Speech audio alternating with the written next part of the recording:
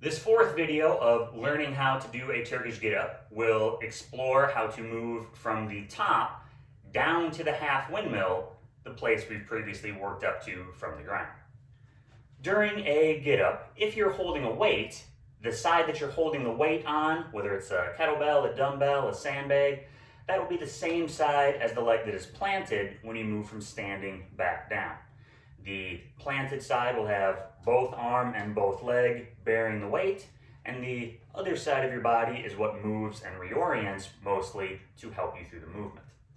So for a left-handed holding, our first movement down is to find an accurate lunge. And as we lunge, we are trying primarily to keep the shoulders and the hips in one vertical plane.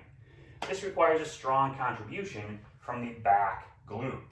So stepping back to a lunge and then lowering down while driving forward with that back hip is a good place to begin.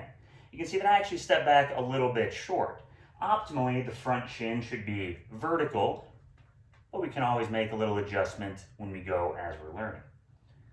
The movement to half windmill is pivoting on this downward knee, creating an external rotation, and this might be uncomfortable depending on the surface you're on. Totally fine, put something down or wear some long pants that protect your knee. A folding back at the hips is what allows the hand to fall into line in the same place we would arrive to from half windmill on the way up. To stand, we, from half windmill, shift the hips back, rise to vertical, pivot on the knee. Notice that the balls of feet are on the ground. It is a common fault to be on the instep. However, here you have very little leverage to help propel you up and forward. We want the balls of feet to be on the ground to give you a firm position to press against, because that will help you co-activate the quad, calf, and most importantly, the glute all at once. The main thing we want to avoid is any leaning forward. If you're holding a weight overhead, this guarantees you'll lose the position. This is why we're training, even from body weight, to be totally upright, because to hold a weight overhead, that's absolutely required. Balls of feet, strong glute, tuck the pelvis first, helps to inhale and brace if the lunge is challenging for you, and exhale to stand back to center. Stepping back and then lowering, turning on the knee, folding at the hip to plant the hand, shifting the weight onto the hand, but then since we're practicing from the top down, shifting right back.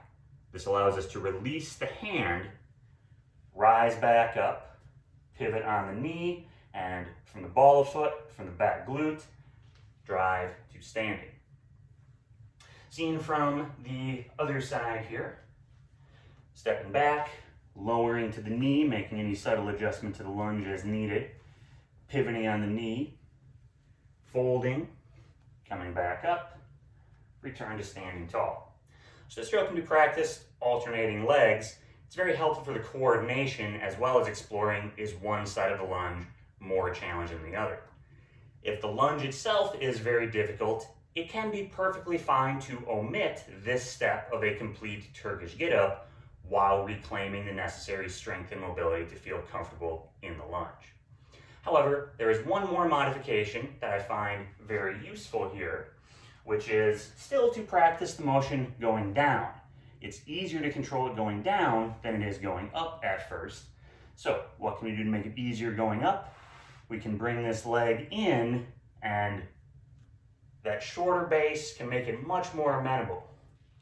Now, this may or may not be an optimal strategy under load, but if we're struggling to maintain an upright body posture during the lunge, try planting this bottom leg firmly at the required angles, hip over the knee, shoulders over the hip, but then bring the other leg in rather than resort to leaning forward, and press down with the front leg, press back into the ground with your ball of feet on the other leg, and stand up that way. In the last video of this series, we'll be covering the full get up as a flow and a little challenge to put it to good work.